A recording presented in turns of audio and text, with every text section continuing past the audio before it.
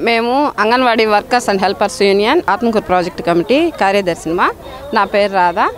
మేము 32 రోజులుగా మా వేతనాలు కనీస వేతనం 26,000 రూపాయలు ఇవ్వాలని, మమ్మల్ని రెగ్యులర్ చేయాలని, రిటైర్మెంట్ బెనిఫిట్స్ 5 లక్షలు చేయాలని, గ్రాడ్యుయేటీ అమలు చేయాలనే సమస్యల మీద మా సమస్యలు పరిష్కరించాలంటూ మేము సమ్మె నిర్వహిస్తున్నాము.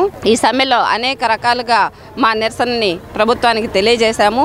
అయినా కానీ 3 సార్లు చర్చలకు పిలిచి మాకు సానుకూలంగా అయితే స్పందించలేదు. ఈరోజు 3 గంటలకి చర్చలు ఉన్నాయి అని చెప్తున్నారు. ఆ చర్చల్లోనన్నా మా సమస్యలను పరిష్కరించి మాకు కనీస వేతనం కల్పించి మమ్మల్ని సంతోషపరచాలని ఈ సందర్భంగా మేము ప్రభుత్వాన్ని కోరుతున్నాము. అదే కానీ జరగకపోతే మా సమ్మెను ఇంకా ఉధృతం చేస్తామని కూడా ఈ సందర్భంగా తెలియజేస్తున్నాము. ఇప్పుడు మనం చూస్తున్నామండి, మీరు 32 రోజుల నుంచి కానీ నిరసన చేస్తున్నారు. ఈ 32 రోజుల నిరసనలోని ఇప్పటికీ అంగన్వాడీ వర్కర్లు కానీ చాలా వరకు నిధులకి వెళ్ళిపోయారు. దాని మీద మీ పిల్లలు ఇంటర్మీడియట్ మరియు ఎంసెట్ చదువుతూ సబ్జెక్ట్స్ లో కన్ఫ్యూజ్ అవుతున్నారా? కాన్ఫిడెన్స్ లెవెల్ తక్కువగా ఉందా? రిపీటెడ్ మిస్టేక్స్ చేస్తున్నారా? అయితే మీకోసమే ఉంది Rise app. 1 lakh question bank, performance analysis, online classes by experts, ఇంకా మరెన్నో ఫీచర్స్ తో మీ ముందుకొచ్చింది Rise the perfect guide. Description లో ఉన్న లింకును ఉపయోగించి సబ్స్క్రైబ్ అవ్వండి. మేమైతే ఎవరూ వెళ్ళలేదయ్యా. అసలు అది ఎలా వస్తుందో ఆ సమాచారం అయితే మాకు తెలియదు. కానీ మా ఆత్మకూరు ప్రాజెక్టులో అయితే ఒక్కరు కూడా సెంటర్లకు వెళ్ళింది లేదు. మేమందరం కూడా సమ్మెలోనే ఉన్నాము, 255 మందిమి. దీంట్లో అయితే మాత్రం మా కోరికలు నెరవేర్చిన దాకా మేమైతే విధుల్లో చేరమయ్యా.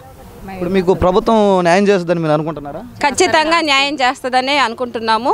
ఈరోజు అందులో భాగంగానే మేము సంతోషంగా ఉన్నాము. మన జగన్మోహన్ రెడ్డి గారు మాకు తీపి కబురు అందిస్తారని పండగ సందర్భంగా మేము అనుకుంటున్నామమ్మా. క్రిస్మస్ అవన్నీ వదిలేసి ఇప్పుడు అందిస్తారని మీరు ఖచ్చితంగా అనుకుంటున్నారా? లేకపోతే ఇప్పుడు అందించకపోతే మీరేం చేస్తారు? మేమైతే ఖచ్చితంగా క్రిస్మస్ని వాటన్నిటిని కూడా వాళ్ళు ఉన్నారు వీళ్ళు ఉన్నారు అందరికీ చేయాలి కదా అనే సాకు చూపించారు. ఇప్పుడైతే మున్సిపాలిటీలకి ఇచ్చారు, ఎస్ఎస్ వాళ్ళకి ఇచ్చారు, సర్వశిక్ష అభియాన్ వాళ్ళకి అందరికీ సానుకూలంగానే స్పందించారు. కాబట్టి మాకు కూడా సానుకూలంగా స్పందించి సంక్రాంతి కానుకని అందిస్తారని అనుకుంటున్నాము. అదే కానీ జరగకపోతే ఈ పండుగలు కూడా భోగి పండుగ, సంక్రాంతి అన్నీ కూడా మా శిబిరాల్లోనే మేము నిర్వహించి మా సమ్మెను ఉధృతం చేస్తామని ఈ సందర్భంగా తెలియజేస్తున్నామ్మా. మాది ఆత్మకూరు ప్రాజెక్ట్ అండి. నా పేరు పద్మ. 32 రోజుల నుంచి మేము పోరాడుతూనే ఉన్నాము. క్రిస్మస్ చేసుకోలేదు, జనవరి 1 చేసుకోలేదు, ఏది చేసుకోలేదు. దేనికైనా మేము తగ్గేదైతే లేదు. పండగ అయినా కానీ ఇక్కడే చేసుకుంటాము. మా న్యాయమైన కోరికలు తీరుస్తారని, ఈరోజు ఏదో కొంచెం తీపి కబురు అందిస్తారని ఆశిస్తున్నాము. మహిమలూరు మాది హెల్పర్గా చేస్తున్నాం 23 సంవత్సరాల నుంచి. కానీ ఇంతవరకు మాకు శాలరీ అనేది తక్కువేనో 7,000కి చేస్తున్నాము. కానీ ఉదయం నుంచి సాయంత్రం దాకా వచ్చి ఇక్కడ కూర్చుంటున్నాము.